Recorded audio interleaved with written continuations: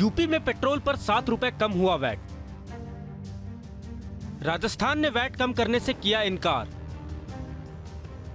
हरियाणा में पेट्रोल पर वैट में 7 रुपए की कटौती।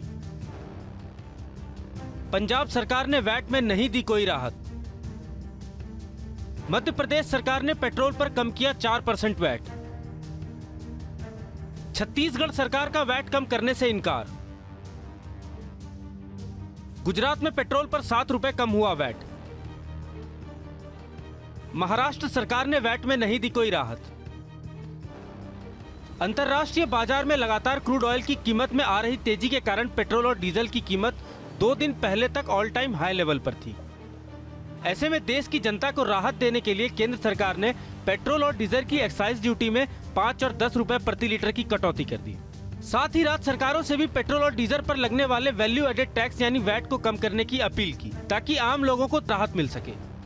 केंद्र के फैसले के बाद बीजेपी और एनडीए शासित राज्यों की सरकारों के साथ ही ओडिशा की बीजेडी सरकार ने भी पेट्रोल और डीजल पर लगने वाले वैट में कटौती करने का ऐलान कर दिया। लेकिन कांग्रेस, लेफ्ट फ्रंट और आम आदमी पार्टी की सरकार ने वैट में कटौती करने से साफ इनकार कर दिया। राजस्थान के मुख्यमंत्री अशोक गहलोत ने तो वैट में कटौती करने से इनकार करते हुए साफ कर दिया कि केंद्र को एक्साइज ड्यूटी में और कमी करनी चाहिए।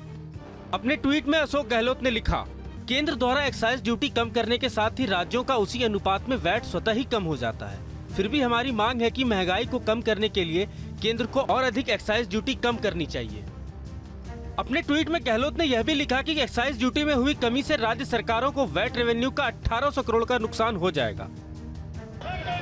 पेट्रोल और डीजल की कीमत को लेकर 2 दिन पहले तक देश भर में लगातार विरोध प्रदर्शन करने वाली कांग्रेस की राज्य सरकारों ने वैट में कटौती करने से तो इनकार कर ही दिया है।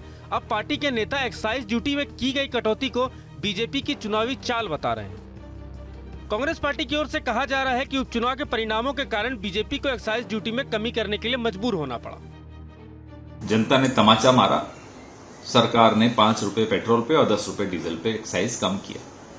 अगर देश चाहता है कि पेट्रोल फिर से 71 रुपए 41 पैसे पर बिके और डीजल 55 रुपए 49 पैसे पर बिके, तो आने वाले 5 राज्यों में करारा तमाचा भारतीय जनता पार्टी को लगे, अपने आप पेट्रोल और डीजल की कीमतें कम हो जाएं।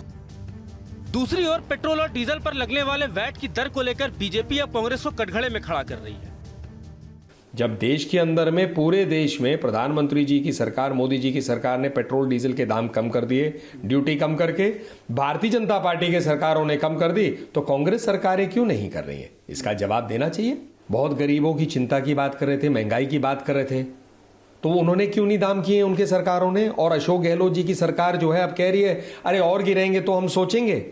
ये कैसी राहत है जनता के लिए? जाहिर है कि केंद्र सरकार ने पेट्रोल और डीजल की एक्साइज ड्यूटी में कटौती करके गेंद राज्य सरकारों के पाले में डाल दी है, जिसमें अभी तक महंगे पेट्रोल डीजल को लेकर आंदोलन कर रही कांग्रेस समेत दूसरी विपक्षी पार्टियां उलझ कर रह गई है।